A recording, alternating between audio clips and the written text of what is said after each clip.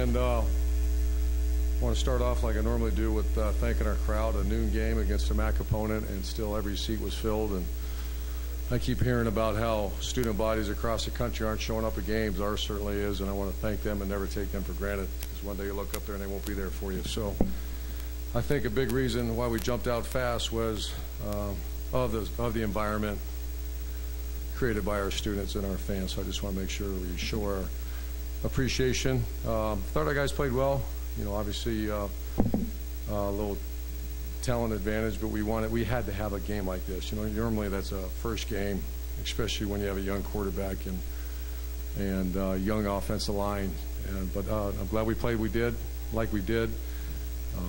thought we would after the week of practice. We've all been in those games where you're just sloppy for the first 30 minutes, and it wasn't that case. So time to move on. Bye week. And then get ready. I watched Cincinnati last night, and they're a very talented team. So we're going to put everything we can to win that game here in 2 weeks. Front row, Bill. Other than getting a win, what did you really want to see today, and what did you really learn about your team today? A fast start and see guys play. There's a lot of guys. We want to get a lot of reps, and you know, with the young receivers from the Corey Smith to the Michael Thomas continues to improve.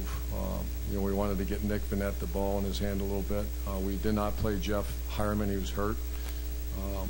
Probably could have played him, but we made the decision to sit him. It has a stress reaction on his foot, same foot where he had surgery.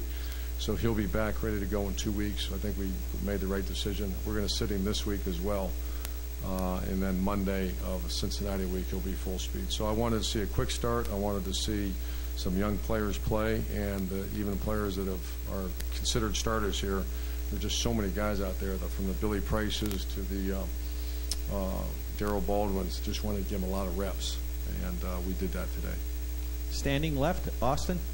Urban, can you provide any insight on what has happened with Noah Spence, and do you have what would be the impact moving forward if you can't? Yeah, that was a sucker punch, boy, when I got that phone call.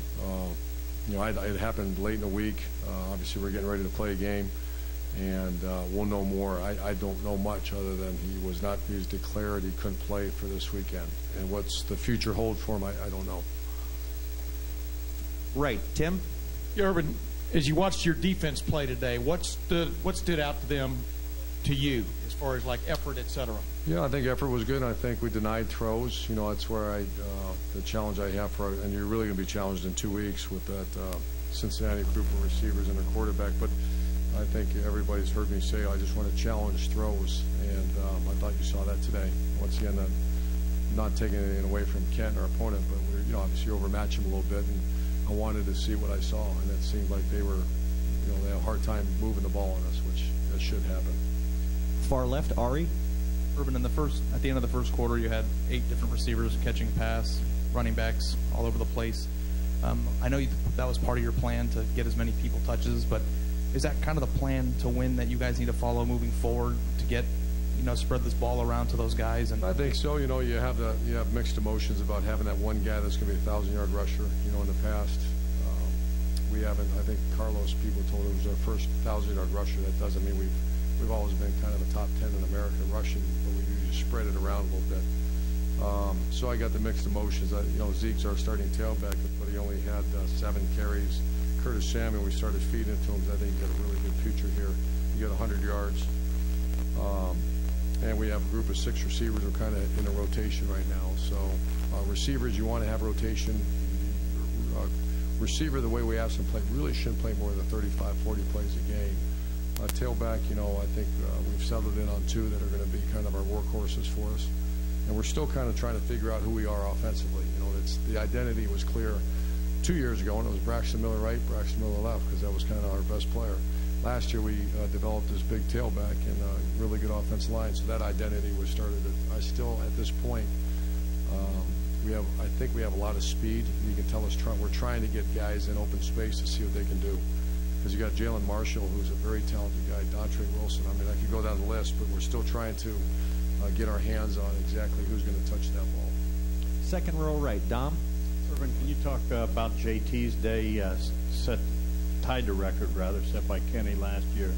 6 touchdown passes. Just what you saw that you liked today? Yeah, on purpose, and that was early in the first half. I wanted to throw a lot. I wanted to force him to make plays and receivers, and it's not just him; it's the whole combination of quarterback, receivers. And I thought he played good. You know, I thought there was a couple misses too now that we could have had. And but a young quarterback needs to do that.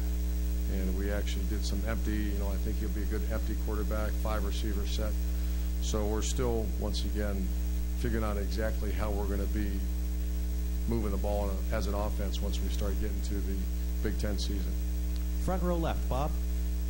Urban, is a game like this, a lot of times there's questions about the value of these games. When you have a young quarterback like that, does that put more value on a game like this, just for getting him the reps? I hope these games don't, you know, some people say, oh, you shouldn't play him. And I was at Bowling Green, and I think you should play him. You know, I think we played very well today. That doesn't mean Kent on a great day might, you've seen it before, where all of a sudden there's a shocker.